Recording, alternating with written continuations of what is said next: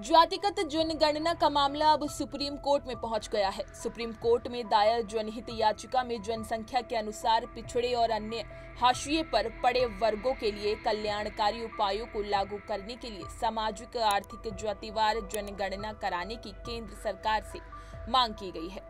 जातिगत जनगणना की मांग अब सुप्रीम कोर्ट तक पहुंच गई है। सर्वोच्च अदालत में एक जनहित याचिका दायर कर केंद्र सरकार को जातिवार जनगणना कराने का निर्देश देने की मांग की गई है। विपक्षी राजनीतिक दल पहले से ही जातिगत जनगणना की मांग करते आ रहे हैं। आइए जान लेते हैं कि इस मामले में सरकार, विपक्ष और आम इंसान का क्या पक्ष है।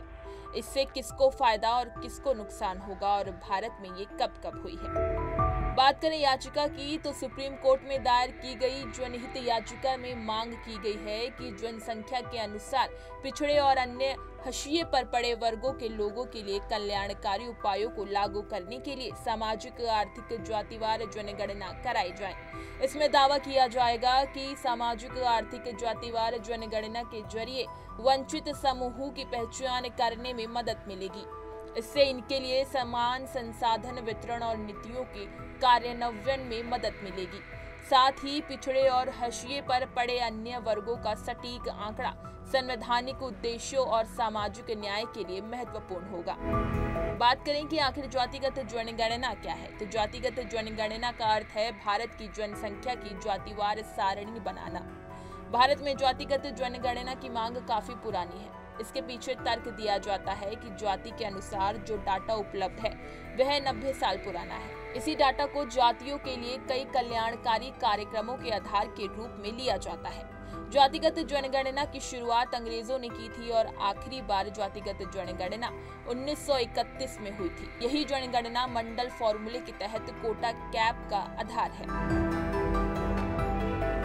हालांकि 1941 में भी जातिगत जनगणना की गई थी, लेकिन तब इसके आंकड़े जारी नहीं किए गए थे। तत्कालीन जनगणना आयुक्त MWM यिट्स ने कहा है कि पूरे देश की जाति आधारित सारणी तैयार नहीं हो पाई, सार्वजनिक नहीं किया गया। देश की आजादी के बाद साल 1951 की जनगणना में अनुसूचित जातियों और जनजातियों की अलग ही सारणी बनाई गई और अंग्रेजों की जनगणना के तरीके में बदलाव हो गया।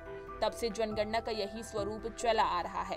कह सकते हैं कि 1951 से लेकर 2011 तक की जनगणना में अनुसूचित जाति और अनुसूचित जनजाति का ही आंकड़ा अलग से दिया गया। ओबीसी और दूसरी जातियों का डाटा ही नहीं दिया गया। ऐसी जनगणना से उन समूहों की पहचान होती है जो वंचित हैं और पहचान होने के बाद उन्हें नीति निर्माण का हिस्सा बनाया जा सकता है। इसके जरिए समाज में फैली असमानताओं को दूर करने में सहायता मिलती है।